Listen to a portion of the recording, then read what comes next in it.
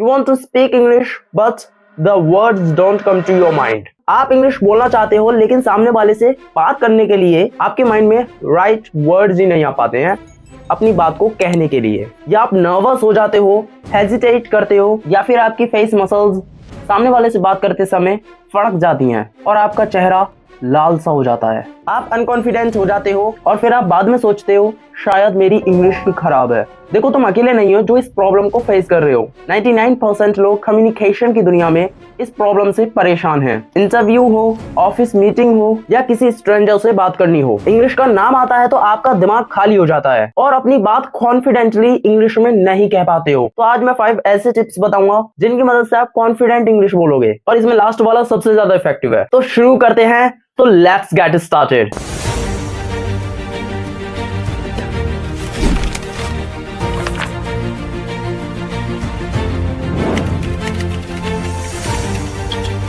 Step 1, पहले से जवाब रेडी रखो। कुछ वेल प्रिपेयर्ड स्टार्टर्स रखो। देखो, माइंड ब्लैंक इसलिए होता है क्योंकि आप अनप्रिपेयर्ड होते हो। तो क्या करना है, कुछ कॉमन क्वेश्चंस के आंसर पहले से ही रेडी रखो। जैसे कि कुछ क्वेश्चंस हर जगह पूछे जाते हैं इंटरव्यू में, टेल मी अबाउट योरसेल्फ, तो इसका आंसर पहले ही लिखकर याद कर लो। What are your strengths, why do you want this job. Normal conversations में what do you do, where are you from, what are your hobbies. और जब कभी भी कोई सामने पूछे तुरंत बोल दो। और कुछ ऐसे स्टार्टर्स पहले से ही तैयार रखो, जैसे कि अगर तुम्हें किसी के सामने इंग्लिश बोलनी है तो तुरंत आप उनके सहारे से अपनी इंग्लिश को स्टार्ट कर सके।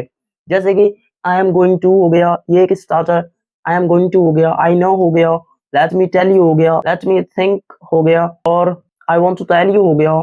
जिनको और भी बहुत सारे स्टार्टर्स, इनको आप पहले ही तैयार करके रखो। इनको आप पहले ही ऐसे स्टार्टर्स को याद करके रखो जिससे कि आप जब कभी भी किसी के सामने इंग्लिश बोलने जाएं तो आप शुरू कर सकें। क्योंकि दोस्तों, शुरुआत ही जब हम करते हैं ना तो वही हार्ड होती है। एक्चुअली लोगों के साथ क्या होता है कि उनसे पूछते हैं tell me about yourself.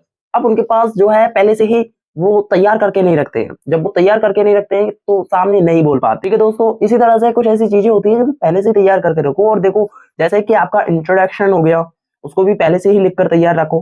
Tip 2, छोटे छोटे सेंटेंसेस को कनेक्ट करो आपस में। अब ये ट्रिक बहुत ज्यादा सिंपल है और यही ट्रिक सबकी मदद करती है। कुछ लोग क्या करते हैं, लंबे लंबे सेंटेंसेस को बोलने की कोशिश करते हैं और वहीं वो अटक जाते हैं। आपको क्या करना है वो सुनो। आपको करना ये है कि आपको छोटे छोटे सेंटेंसेस बनाने हैं, बड़े ही आराम से। जब भी आप इंग्लिश बोलो तो छोटे छोटे सेंटेंसेस में बोलो और फिर उनको बीच में एक लिंकिंग वर्ड से कनेक्ट कर दो। जैसे कि मैंने एक स्टार्टिंग पॉइंट लिया, मैं अपनी कुछ बात कह रहा हूं तो मैंने ले लिया यस्टरडे। अब मैं अपनी बात रखूंगा, एक सेंटेंस बोलूंगा छोटा सा। ठीक है, जैसे किसी भी वो टेंस का हो सकता है। ठीक है, पास्ट इंडेफिनिट का ले लेते हैं। तो मैंने बोला I went to the market. अब देखो, ये एक पूरा सेंटेंस यस्टरडे से स्टार्ट किया और मैंने बोला फिर I went to the market. अब मैं इसको कनेक्ट करूंगा एक लिंकिंग वर्ड से। लिंकिंग वर्ड्स क्या होते हैं, मैंने ऑलरेडी एक वीडियो इस पर बना दी है, आप उस वीडियो को जाकर जरूर देखें।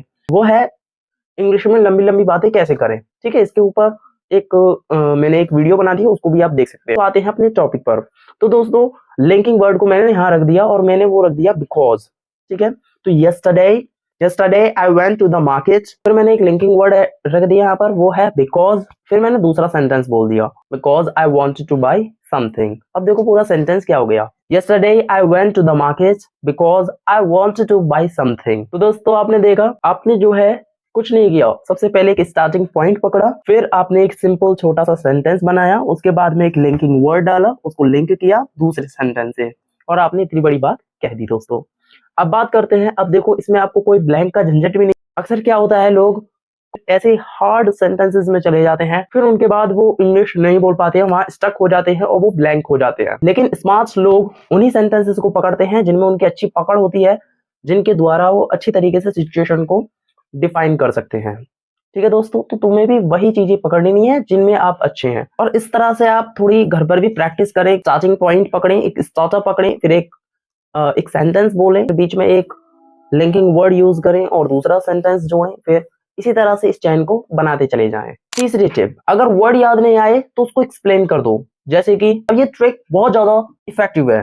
मैं भी बहुत ज्यादा पहले स्टक हुआ करता था दोस्तों, लेकिन ये ट्रिक बहुत ज्यादा इफेक्टिव है, इसने मेरी भी बहुत ज्यादा हेल्प की है। और ये इस ट्रिक में ये है कि जैसे आपको कोई वर्ड है, मान लो कंफर्टेबल एक वर्ड है, अब इसको आप जब इंग्लिश बोल रहे थे, अब आपको याद नहीं आ रहा था कंफर्टेबल, ठीक है। अब आप क्या कर सकते हो, आप अगर ये याद नहीं आ रहा तो इसको एक्सप्लेन कर दो। जैसे कुछ इस तरह से बोल सकते हो, it feels very nice and relaxing.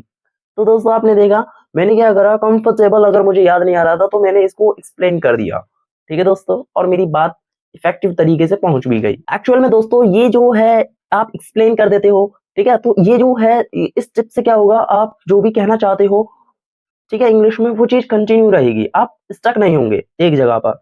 और ये नहीं करना है कि अगर कोई वर्ड याद नहीं आ रहा है तो उसके पीछे ही पड़ गए, आप उसको एक्सप्लेन कर दो, ठीक है।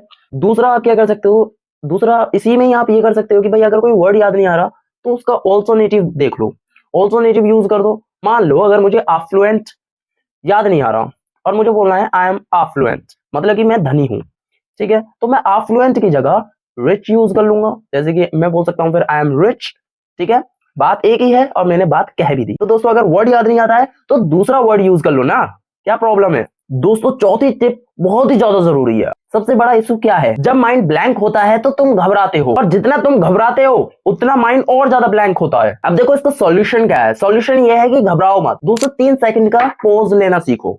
2 से 3 सेकंड का पॉज लो, काम बोलो, क्या बोलो, काम बोलो, जिसको कोई जल्दी नहीं है और उसके कंट्रोल में सब चीजें हैं। ये समझो क्लियरली, जितना बड़ा इंग्लिश स्पीकर होता है वो उतने ही अच्छी तरीके से पोज लेता है। ओशो जो हैं, ओशो अगर उनको सुनोगे तो आप देख पाओगे कि वो जब इंग्लिश बोलते हैं तो बहुत अच्छी तरीके से पोज लेते हैं अपनी स्पीकिंग में। तो दोस्तों पोज लेना सीखो, ये कोई बेकार बात नहीं है। पोज लेने का तरीका ऐसा हो जैसे कि तुमसे किसी ने पूछा what do you think about this, तुम्हें कुछ इस तरह से जवाब देना चाहिए, that's a good question I think. तो दोस्तों मैंने देखो शुरुआत में एक पोज लिया, तो ये कोई बुरी बात नहीं है। आप अगर पोज लेते हो तो इस तरह से, अगर आप कॉन्फिडेंट तरीके से पोज ले रहे हो तो वो बुरा नहीं है। अगर आप कॉन्फिडेंस झलक रहा है आपकी बातों में और आप बात कर रहे हो और आप पोज ले लेकर बात कर रहे हो, तो तब आप जो है अनकॉन्फिडेंट नहीं दिखोगे, बल्कि आप और ज्यादा कॉन्फिडेंट दिखोगे अपनी बातों को लेकर। आप ऐसे लगो कि भाई ये जो स्पीकर है ये ऐसा नहीं है कि नर्वस हो या फिर किसी वजह से ये पोज ले रहा हो। आप ऐसे लगोगे भाई ये जो है सामने वाला स्पीकर जो है सोच समझ कर बोलता है चीजों को, ये पागल नहीं है। समझ रहे हो दोस्तों, तो ऐसे लोगोगे आप कि भाई आपको आपकी जुबान पर कंट्रोल है और आप जो भी बोलते हो बड़े ही अच्छी तरीके से बोलते हो। जैसे कि अगर आपको क्वेश्चन समझ नहीं आया सामने वाले का तो सिंपली बोल let's me think about it, ठीक है दोस्तों। तो दोस्तों आप इस तरह से पोज लें और इंग्लिश बोलें। मैंने पर्सनली नोटिस किया है कि जब आप कॉन्फिडेंट वे में पोज लेते हो तो सामने वाला वेट करता है। तो नेक्स्ट टाइम से याद रखो, pause is your friend not your enemy. I hope that you are getting my points. पांचवी टिप सबसे ज्यादा इंपॉर्टेंट है दोस्तों, जैसे कि मैंने आपको पहले ही बताया ये सबसे ज्यादा इफेक्टिव है। तो पांचवी टिप को मत छोड़ देना बस, नहीं तो आप जिंदगी भर अनकॉन्फिडेंट ही रह जाओगे सामने वालों से बात करते समय। जब आप सामने वाले से इंग्लिश में बात कर रहे हो तो सामने वाले की हेल्प लो। हेल्प कैसे लेनी है, देखो जैसे कि मान लो आपको जो है अभी आप ब्लैंक हो जाते हो या फिर आपको सामने वाले से कॉन्वर्सेशन मेंटेन करनी है, तो आप क्या कर सकते हो, सामने वाले की जो भी बात कर रहा है वो उससे ही हेल्प ले सकते हो। और ये कैसे ले सकते हो, देखो बात समझो ध्यान से। सिचुएशन 1, जैसे आपका फ्रेंड है और आपके फ्रेंड ने बोला I watched a really good movie yesterday, तो तुम कह सकते हो oh movie, which movie did you watch. तो दोस्तों यहाँ पर आप एक चीज कॉमन देख सकते हो, जो उसने मूवी की बात की थी आपने मूवी को ही उठाकर एक क्वेश्चन बनाकर बोल दिया, यानी कि आपने उसी का ही दिया हुआ वर्ड यूज कर लिया अपनी कॉन्वर्सेशन को मेंटेन करने के लिए। अब तुम यहाँ पर देख सकते हो आप ब्लैंक नहीं होंगे। क्यों नहीं होंगे अब आप ब्लैंक, क्योंकि आपने देखो सामने वाले से ही वर्ड्स ले लिए। अब देखो ऐसा करने का फायदा क्या मिला। तो देखो पहला फायदा ये हुआ कि तुम्हें नए वर्ड्स सोचने नहीं पड़ते। दूसरा आपकी कॉन्वर्सेशन नेचुरल लगती है। तीसरा सामने वाले को ऐसा लगता है कि भाई ये तो मुझे बहुत ज्यादा इंटरेस्ट ले रहा है, आप इंग्लिश में कॉन्वर्सेशन को मेंटेन कर पाते हो। तो दोस्तों और सबसे अच्छी बात यह है कि आप इस टेक्निक को कहीं भी यूज कर सकते हो। अगर आपको इंग्लिश बहुत कम भी आती है ना, तो भी आप सामने वाले के वर्ड्स को यूज करके ही एक क्वेश्चन बना सकते हो। और ध्यान रखो जब भी आप क्वेश्चन बनाओ तो कोशिश करो कि उसको हाउ, व्हाट, व्हाई इनसे बनाओ, और कोशिश करो कि आपका जो क्वेश्चन हो ऐसा हो कि सामने वाला जो है उसको डिटेल में जवाब देना पड़े। और इससे आपकी जो कॉन्वर्सेशन है, आपको अगर इंग्लिश में आप कमजोर भी हैं तो भी आप अपनी कॉन्वर्सेशन को मेंटेन कर पाओगे इजीली। और दोस्तों सबसे ज्यादा इफेक्टिव मैंने बोनस टिप और ऐड की है यहाँ पर, और वो ये है कि आप डेली प्रैक्टिस करें। जी बिल्कुल, ये थोड़ा सा ना सुनने में बहुत गुस्सा सी आती है जब कोई कहता है डेली प्रैक्टिस करें, बहुत गुस्सा सी आ जाती है। लेकिन दोस्तों क्या करें, यही एक सीक्रेट वेपन है आपकी इंग्लिश को इंप्रूव करने के लिए। तो आपको क्या करना है, और ये बहुत ज्यादा सिंपल तरीका है, वो ये है कि आपको डेली प्रैक्टिस करनी है, और ऐसे नहीं करनी है कि कैसे भी। देखो आपको करना ये है, रोज अपने आप से इंग्लिश में बात करना शुरू करो, और हिंदी टू इंग्लिश करके नहीं, आपको जो है विजुअल्स के साथ में स्पीकिंग करनी है। ठीक है दोस्तों, तो जो भी कर रहे हो उस चीज को बोलो दोस्तों। अगर आप खाना खा रहे हो तो बोलो आई एम ईटिंग फूड। अगर आप स्कूल जा रहे हो तो बोलो दोस्तों I am going to school. तो दोस्तों जो भी कर रहे हो उसको सिंपली डायरेक्ट इंग्लिश में बोलो। ये जो है ना बोनस टिप, ये इन पांचों से भी ज्यादा इफेक्टिव है जो मैंने अभी तक बताई है। तो जो भी आप कर रहे हो उसको इंग्लिश में बोलो, और हिंदी टू इंग्लिश करके नहीं, पहले हिंदी में मत सोचना, नहीं, आपको विजुअल्स को देखकर तुरंत उसकी इंग्लिश बोलनी है। ठीक है, ये वाला जो है सिंग इन इंग्लिश, आपको इस पर शिफ्ट होना पड़ेगा। और ये सिंग इन इंग्लिश कैसे करोगे, तो इसका जो नेक्स्ट जो स्टेप है ना, जो कि सब स्टेप्स को भी पीछे छोड़ता है, सब टिप्स को सबसे पीछे छोड़ता है, वो यही है थिंक इन इंग्लिश। क्यों दोस्तों? हाँ दोस्तों, क्योंकि इसमें जो है आप हिंदी में नहीं सोचते हो, आप डायरेक्ट इंग्लिश में सोचते हो। तो जब आप इंग्लिश में ही सोचते हो तो सब तरह के बैरियर्स हट जाते हैं। और मैंने थिंक इन इंग्लिश के ऊपर एक पूरी कंप्लीट वीडियो ऑलरेडी बना दी है, तो आप थिंक इन इंग्लिश वाली जो वीडियो है उसको जरूर देखें कि आप कैसे अपने ब्रेन को ट्रेन कर सकते हो थिंक इन इंग्लिश के लिए।